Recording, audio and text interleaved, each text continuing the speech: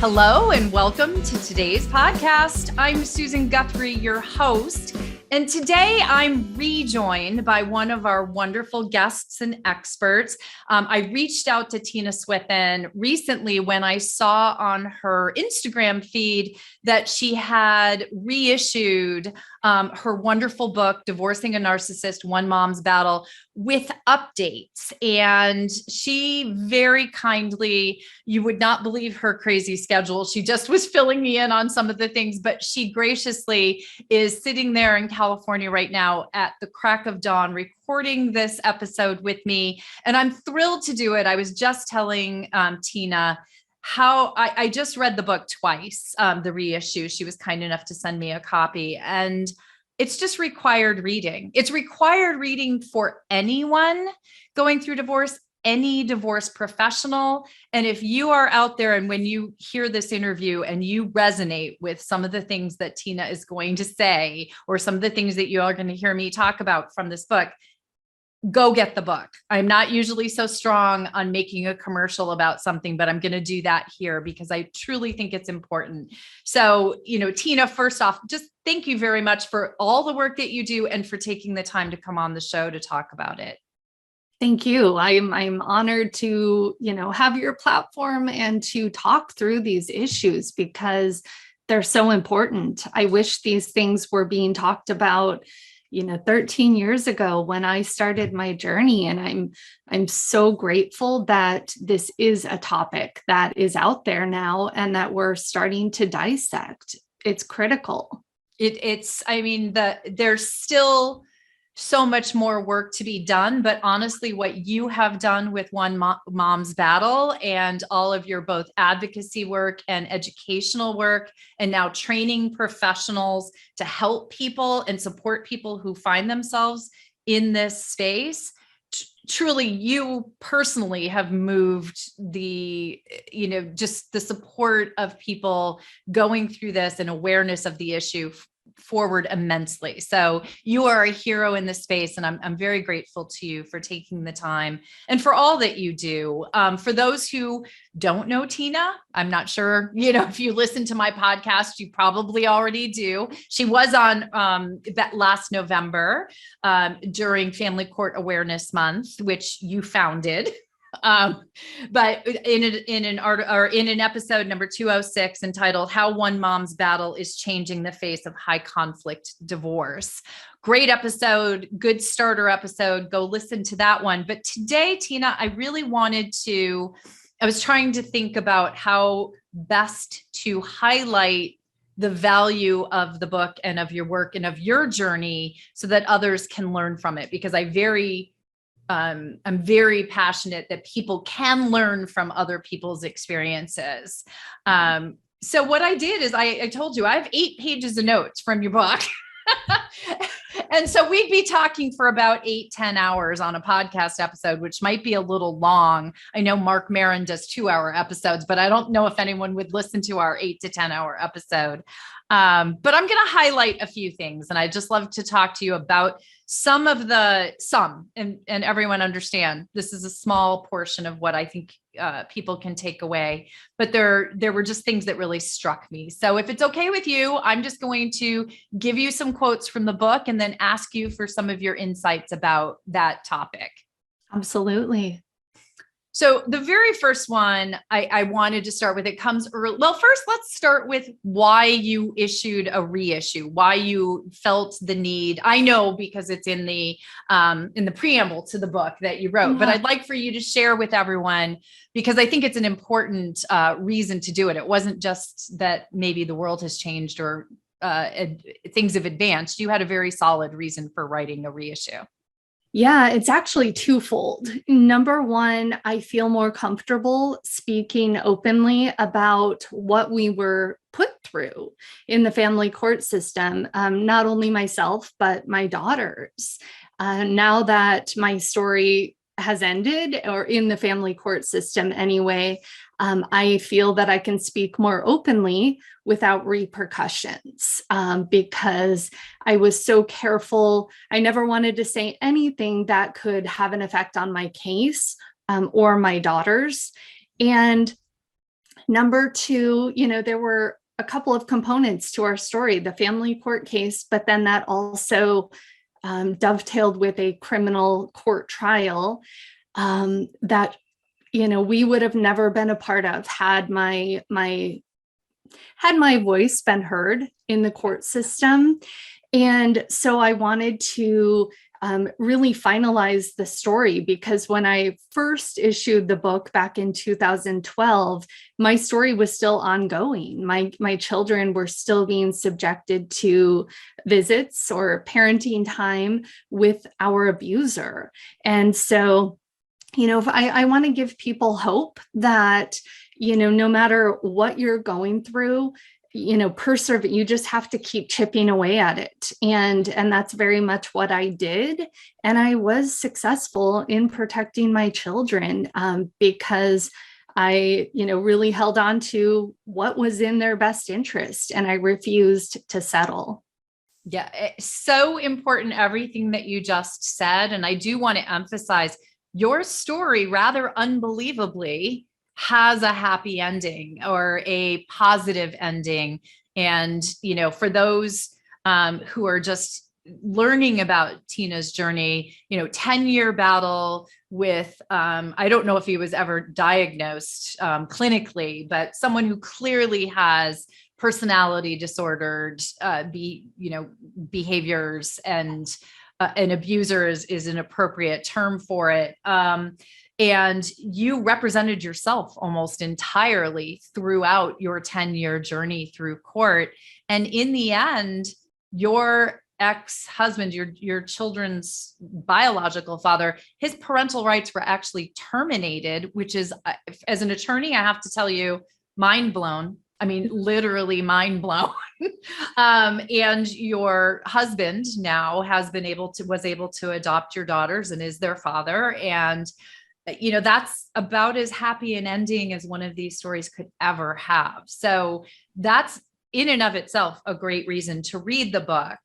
But there are so many lessons to be learned in your journey. And that's what I'm going to highlight now, because one key takeaway, and I think this is important for both those going through the experience, but also for court professionals to hear this.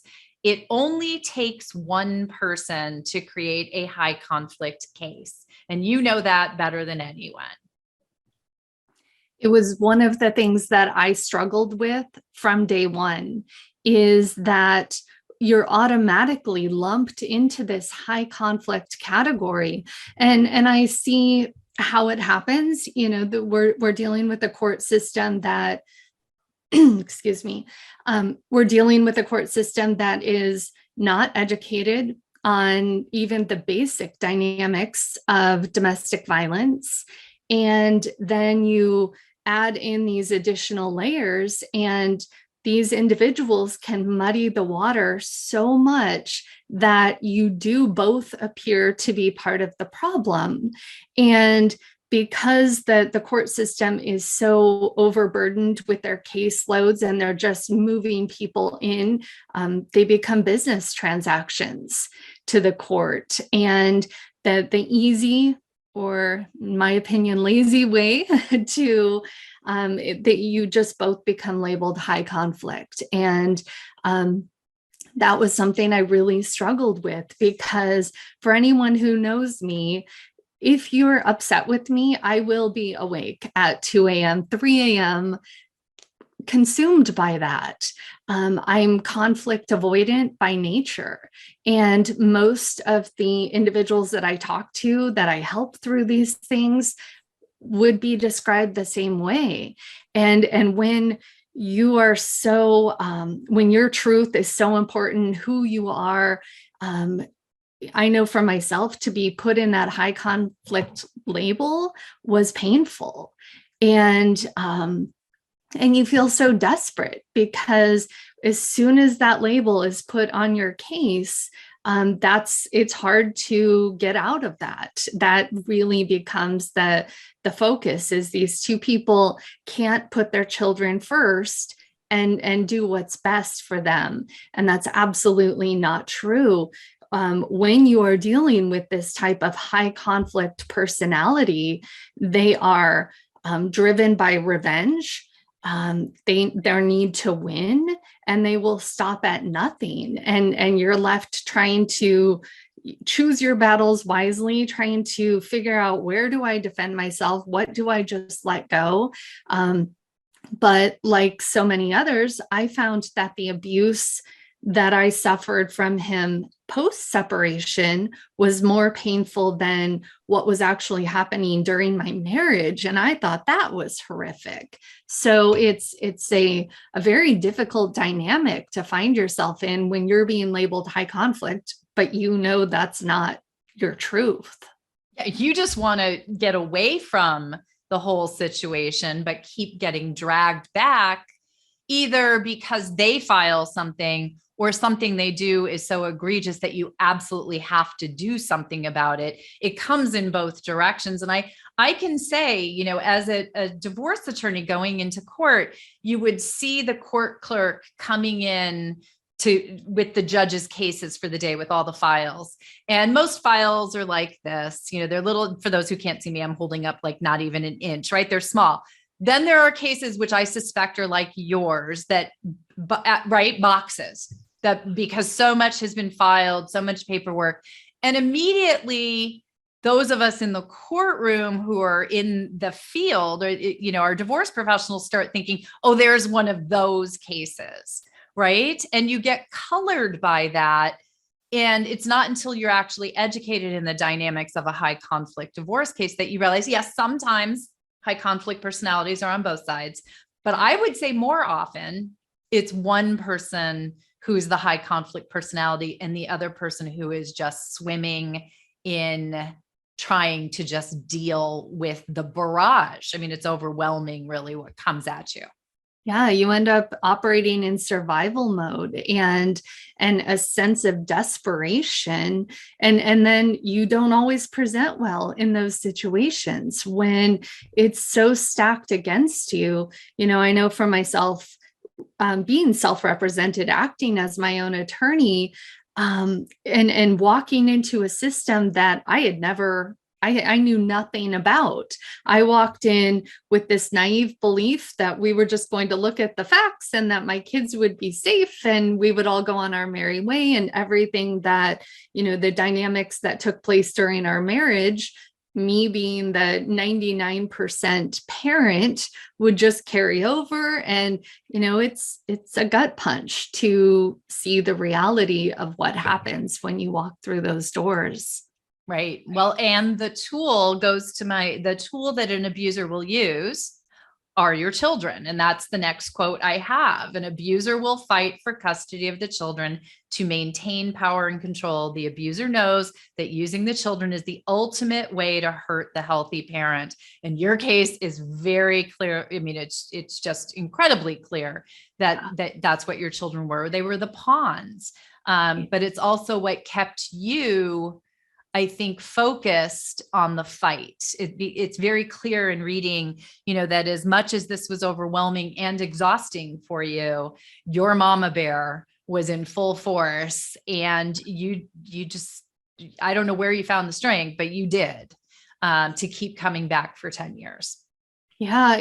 Lots of coffee and lots of late nights. And, it recently, my daughters heard an old home video, and in my voice, they said, you sound like a radio talk show person who has that thick, raspy voice. And I was thinking, yeah, I was in survival mode. I wasn't sleeping. Nature intended for me to protect my children. And you're walking into this archaic arena that prioritizes someone's parental rights over your child's rights to safety. And I couldn't accept that was our final destination. And it wasn't to say I didn't have pity parties. There were times I thought, I can't do this another day. It's going to destroy me. And then you have your pity party and you dust yourself off and you have to try again, because if you don't, your kids are dependent on you to protect them. Right. And ultimately you were able to do that. But I think one of the enduring messages of your book is just how difficult that was to do within the family court system that we live with today, even today. And we're starting to make some changes, but there is a lack of knowledge among judges, advocates in court. In fact, some of the professionals that you dealt with, who were the very people who were charged with protecting your children's best interests, I'm going to say were either uneducated as to what they were dealing with, or unfortunately were not competent to be dealing with what they were dealing with. And that had to also be incredibly frustrating and scary. Terrifying, because and I don't think it truly clicked for me until about the 2-year mark, that and that only came as a result of starting to sit in the courtroom and watch proceedings, and the radical acceptance that comes with, absorbing that you are truly just a case number to a lot of these people, and that this is just a day's work for them, but these are your babies. And so for me, it was the radical acceptance of, I have to learn this system. I have to play nice with these people while trying to maintain my boundaries and have my voice heard.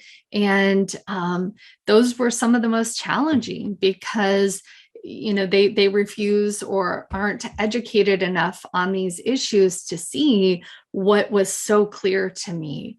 And unfortunately, I believe in this system, there are so many parents that are uninvolved or, completely have checked out, that they, the thought of 2 parents are better than 1 no matter what becomes the guiding light for them. And so a parent with a pulse is a great parent and gets a standing ovation. And going back to what you said, this wasn't about the kids for him. This was about how to control me, how to hurt me. He knew that was the number one way to do it. So his motives were not honorable, but he presented well enough to them that they believed they were. Right. Well, and that's one of the issues, honestly, especially with narcissists. Yes. That particular personality disorder, you may, with your ex, have some elements of antisocial personality disorder too. Certainly looks like it. I'm not a therapist, anyone. I'm not diagnosing, but man, it seems textbook. But they do present well. Yes. Often in court, they know exactly how to clean up. In fact, by the way, he enticed you into marrying him. Absolutely. He sucked you into thinking he was Prince Charming. They're good at this stuff. You talk about in the book, love bombing, and your red flags were flying left and right. In fact, you said, just before you got married, obviously this was more than one red flag. There were red flags of every color whipping in the Maui breeze, yet I still chose to marry Seth that day, right? That's another one of those quotes that I had there. So, as much as we can ignore the red flags of our narcissists and abusers, the court system will as well in many cases, until there's just no way to ignore them anymore. Right. And I think, so I recently heard Dr. Ramani, for those Yes. of you who don't know her, look her up. She said that some of the most dangerous words in existence are benefit of the doubt. Oh. And that is what in reflection, if I could sum it all up, I was projecting my own positive qualities and traits on someone who was undeserving of that projection. And I was giving the benefit of the doubt over and over again, because I had never encountered this type of person. And I think that's what the court does a lot, is benefit of the doubt, and that's where, in my opinion, they need to pay attention to actions versus words. Those are usually not in alignment. So, right. Well, yeah. except the other thing that they do, and your ex-husband certainly did this, to the extreme, is they lie. Yeah. Right. They come into a courtroom, they look a judge in the face, and they blatantly lie. Yes. And you, yay, Mama Bear, actually caught him out in court and were able to show. I got to that part of the book and I was literally like, woo, woo, woo, because you had the GPS tracking. Yes. And Yeah. so he sunk himself, right? I just want to talk about this because it's a highlight and one of those moments, although I'll talk in a minute about it didn't have the final effect. You had years and years more to go, but he went into court, told the court an entire fairy tale about where he had been with the kids and what they had done. And then you piped up and had the GPS records from your girl's phone that showed none of what he had just said to the judge's face in open court under oath was true. Right. So if you could tell that story, I just love that. Yes. And the thing is, there was no reason for him to lie, but it was just a game, mind games that he liked to play on me. But in that specific incident, there wasn't even a reason for him to lie about where the kids were. Had he told the truth, the court wouldn't have cared. I cared where my kids were that weekend, which is why I was tracking them. There had been court orders in place that prohibited his brother from being around the children at certain times, at certain junctures. And on that particular weekend, I had been GPS tracking my kids through this little flip phone that no one knew. That they knew they had a flip phone. They didn't know that I was GPS tracking. And for me, it was peace of mind, not knowing where my kids were, because the game he played was taking them to all different places, whether it was hotels, friends, family. I never knew where the girls were. And I had a difficult time going to sleep at night, not knowing where my kids were. And so this particular weekend, he had taken them 4 hours away from where he claimed they were going to be. And so in court, the judge had him. I was saying, it's not true. What he has said in this declaration is false. The judge had him walk through the entire weekend, really went into detail. 9 a.m. Saturday morning, you woke up. Where did you go? What did you do? He painted this beautiful, flowery picture of their whole weekend together. And I sat there in disbelief as I heard him spin this tale. And the judge said, this is he said, she said, does anyone have proof? And I raised my hand and I said, actually, Your Honor, I do. I have GPS. And they were able to go through minors counsel and the judge and determine that it was a huge lie. And it was ultimately one that cost him overnight visits permanently. So that day, because of that, I received sole legal and physical custody, and overnight visits were taken away. So it was a huge moment. When I talk about chipping away, there's, I don't think it's common for anybody to have this huge moment that just, stops everything. For me, what I learned over the years is it's just slowly, chipping away at it. And that was a huge chip that came off. That was like a big chunk, but very key thing to note. Some people might think, hey, you caught him lying blatantly to the court and proved it without a doubt that it was every inch of the lie. It's all going to go your way now. And that was only a few years in. It was a 10-year battle, right? Yes. Yeah. It helped. What it did was there were multiple occasions where the judge would say, Mr. So-and-so has lost credibility in my courtroom. He has openly lied. And credibility, it should have more weight than it does. But in those situations, I think the key for me was catching him lying to the judge. That's where it seemed to, I could say for the 4 years leading up to that he was lying, but actually having the judge witness it and be personally lied to, that really seemed to turn things. So did his credibility really get shut down that day? Yeah, when there were things that came up after that were he said, she said, I was definitely given more of a platform to speak. So it did help, but was that the end all be all? No, definitely not. No, you went on for quite a long time. And, the next quote that I'm going to throw out kind of talks about this.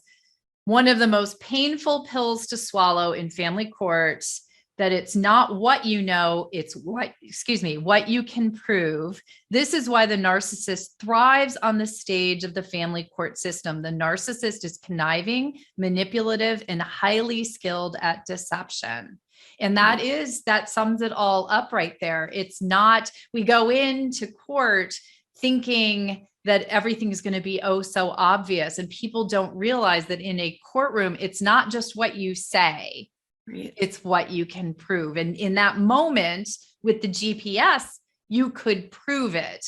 Right. But that makes you like a top 1% case. Most of the time it is he said, she said, or she said, she said, he said, but it still comes down to two people just having different stories in a judge's eyes. Right. And I try to remind people that, in defense of the court, they don't know either of you. And for all they know, I could have been a pathological liar. For all they know, I could have been the problem and everything he was saying was true. And that realization started to really sink in for me when I was watching court proceedings.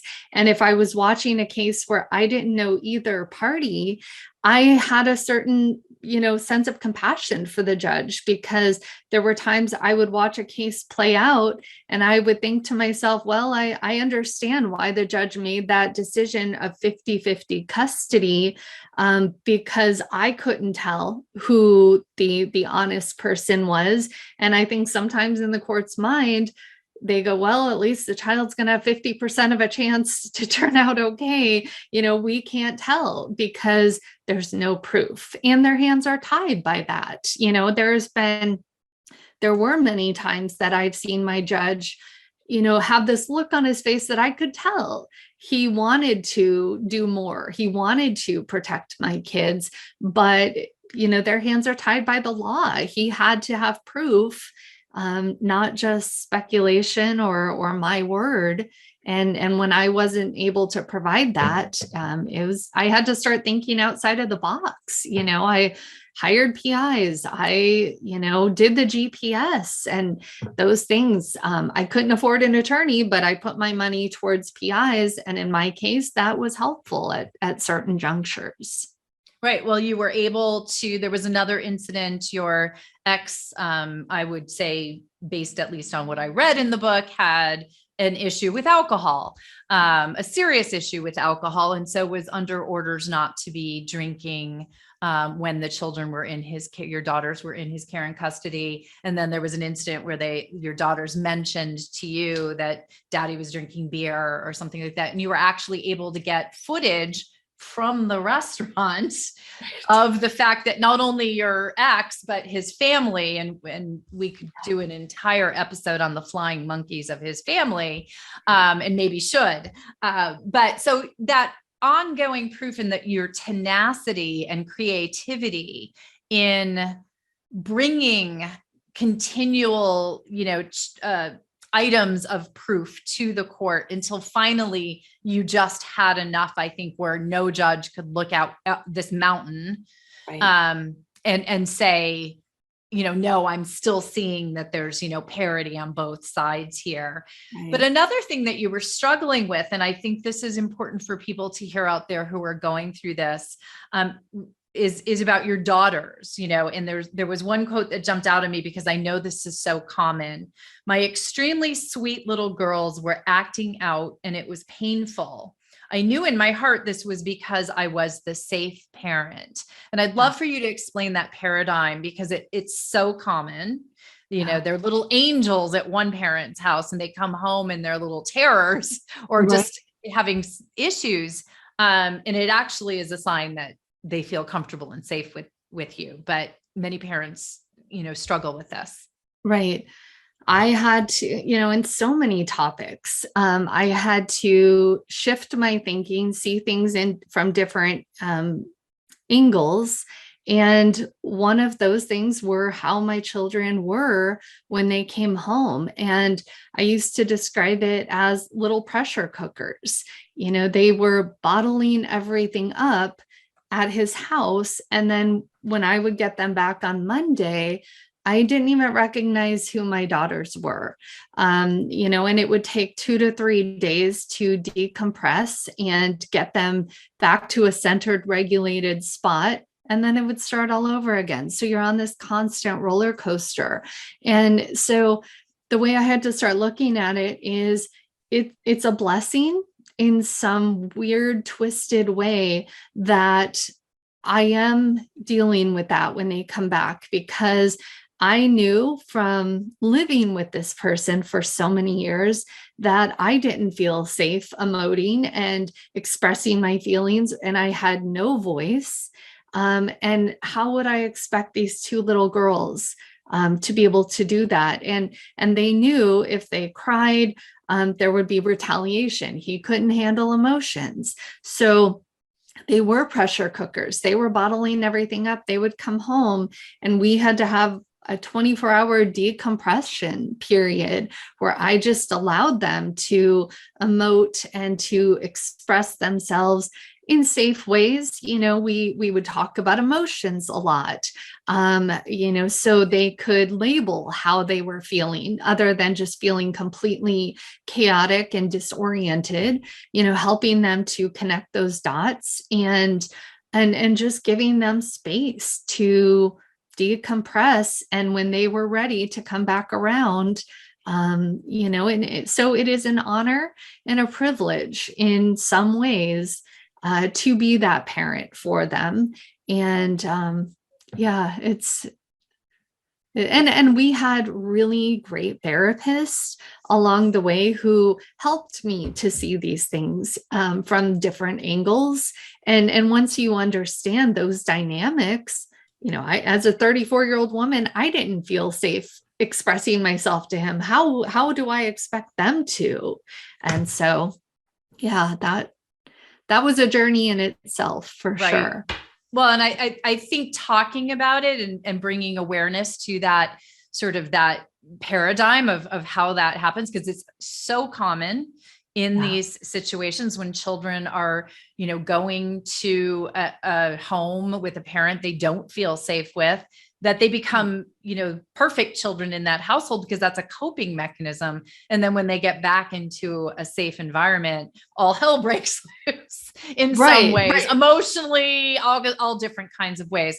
And I do want to point out something you just said. It appears, at least from reading the book, that for a great deal of this time, your daughters did have therapeutic help. They did have a therapist to talk to and another safe space to process their emotions and discuss things. And that therapist was also a resource in your, because that not only to help you in helping your children deal with an abusive parent, but also in helping you bring in more information to the court. Which was invaluable. And I know that there are a lot of parents who aren't able to put their kids in therapy. And so I do see our journey with that as a huge blessing, and I'm grateful for it. When somebody is unable to put their children in therapy, because, when we're dealing with a toxic person, it's a threat to them to have the children in therapy, because you've got someone hopefully trained in these issues who could potentially see behind the mask. And, for those parents, And during the times that I wasn't able to have my kids in counseling, it was invaluable for me to meet with a child therapist who could help me fill my toolbox and then go back and be that rock that my kids needed. So, that's an option, even if you aren't able to put your kids in therapy. Yes, great point. And it's important to get as much support and help in all the different ways. One thing I want to point out is that you do coaching yourself for people going through this, as well as train coaches to help people going through this type of, high conflict, dealing with a narcissistic divorce. So I just want to point that out to people, because I also believe very, very strongly in the value of having a support system that includes a coach. If you are going through a high conflict divorce or a divorce with a narcissist, it's an imperative. I won't work in mediation with with clients if we have a high conflict situation, unless the party who needs support has a coach, because it's so critical. It is, because and I see so many people go to their attorney expecting excuse me. I see so many people going to their attorneys expecting them to be their emotional support system, or to really get in the weeds with them, and they're not able to do that. And so, an ideal team would be a skilled attorney, a therapist, and a divorce coach who really understands these dynamics. Yeah. I mean, it's critical. I always say, first stop on your divorce journey, get a good coach, and then build the rest of your team from there, because you're going to do it from a place of empowerment and hopefully understanding and education with a plan moving forward. So I'm always talking about my love of divorce coaches, because I don't feel that there's enough support in the legal field for the coaching world. And I think that's a mistake on the part of my colleagues. I feel like that's a common misconception, is that too many other professionals involved in our case, the lawyer's mindset. My case, it's not our case, it's our client's case, but that is an issue. So before we jump into, I do want to talk about some of the projects that I know that you've been working on, or some of the great work you've been doing. But I also want to point out, because I think this will also give people some hope. So there's one last quote from the book. It was then that I realized I was stronger. I could finally see right through Seth. I could almost predict his emails. I was no longer affected by his emails. In fact, I opened the email and only felt pity for Seth. I knew the sick high he received from believing he had successfully pushed my buttons. And I think it's so important for people to understand that there is power, and your power when you are divorcing or dealing with a narcissist is understanding their patterns so that you can deal with their behaviors. You're never going to change them. Therapist told you that long ago. Right. But once you understand, because they do very repetitive things, they do the same things over and over again. And once you understand it, that's where your power is. It's not in beating them or like the things that people come up with. It is understanding their patterns so that you can manage their behaviors. Yeah, I'm really big on profiling the person that you're up against, almost like the FBI profiles a criminal and gives us a full report of what this person is like. And that is very much what you have to do. And we can all talk in general terms about narcissism or sociopathy or whatever it is that you're up against, but they have their individual patterns and triggers and wounds that are what is driving them in this. And so understanding, I can predict from the beginning of November through the Christmas season, in our case, that he's going to be, just spinning and looking for any avenue to derail me or hurt me. And because the holidays really seem to make him just kind of spiral. And so being aware of that. So when I see November 1st on the calendar, I'm like, okay, I know what's coming. And when it does, it doesn't catch you off guard. It loses the power. And that's the same with their communication. I know birthdays are a big thing. He always tried to derail my birthdays. And for example, in the book, I talk about he had been completely MIA for a year and a half, ordered to supervise visits. And after a year and a half, he comes back into the picture and wants to plan his first supervised visit on my 40th birthday. Yeah. And if that, I find humor in it now that I'm able to reflect back on it, because it's so sad and it's so pathetic that is his fuel. And I can't imagine that living that type of life where your fuel is hurting people. And so predicting and profiling who you're up against is critical. And I assume that, just hearing you just describe that so beautifully, I assume that's part of the work that you do with your clients. Yes. In coaching. So just imagine the power and value of having someone help walk you through that. If I can just, say that I wish I'd had that myself in dealing. I've had a few narcissists in my life. I wish I'd had that insight. I'm getting better at spotting them, but hey, folks, in my late 50s, I'm still running into them. So you never know. Well, one thing I don't want to let you get away with, let you leave without talking about, is that you have joined and created an advocacy group called the National Safe Parents Organization. And you have some of the top advocates in the country. Please tell us about that. I know you're making great strides, and I think this is important work. I want people to know about this. Yes. About a year ago, we started, some of the top advocates in the country started coming together, having regular meetings, talking about, we're all out there recreating the wheel, trying to educate, trying to raise awareness, some working in legislative change, and the power that we would have in coming together and creating an umbrella organization for the first time in the US. And that is the National Safe Parents Organization. And we have the expertise and guidance to lean on. Joan Meyer and Danielle Pollack of the National Family Violence Law Center at the George Washington University. They were recently successful in writing the language for Cadence law, which just passed through with VAWA. And now we've all got a huge job on our hands to take that and pass it state by state. And so the goal is to take the hard work that they've done and now replicate that at a state level, because we all know how much it's needed.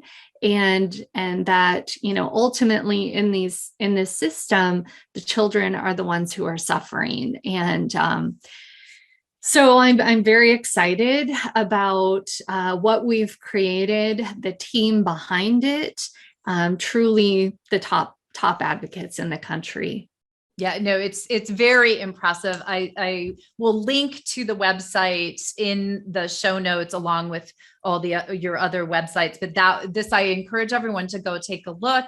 There's a lot of information and a lot of ways that you can help. As Tina just mentioned, each state is going to have to move forward with this. We are in a time of advocacy in our world. We have so many things that we need to be moving forward, not backwards on. And so all I'm going to say is please, be active, take your beliefs and get out and vote, get out and advocate for what you believe in. This is the time to do that in our world. And nothing's more important than our children.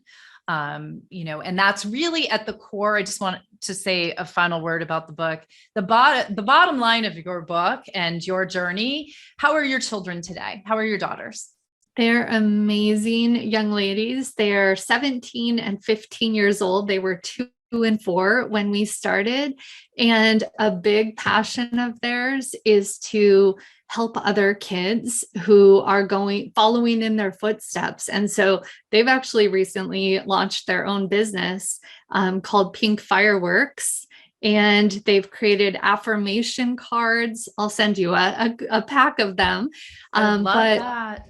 There are things like, I know my boundaries. I recognize red flags. And so teaching our kids at a young age what we didn't learn as young children, and so it's a way to educate them on these important topics without ever speaking poorly about their unhealthy parent, because I'm, very big on that. We should never speak poorly, but educating them on these important topics so that they can recognize it when they go out into the world. So I am so proud of my daughters for taking what they've been through and then wanting to help others. And so, yeah, they're amazing. That is what I want people to hear, just how well your daughters have come through this. But I think it's an indication, how powerful your example has been for your daughters, that they at their still young years have turned into advocates in a way for other children and helpmates for other children who are going through. We know, this is hard for the adults going through it. It's beyond hard for the children who are going through it. And they didn't choose this path. They were born into it. And so I love that.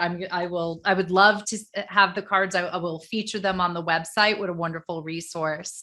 Well, Tina, I don't want to leave. What's the best way to get in touch with you? I know you have a lot of resources on the website. What would you like people to know on how to follow you?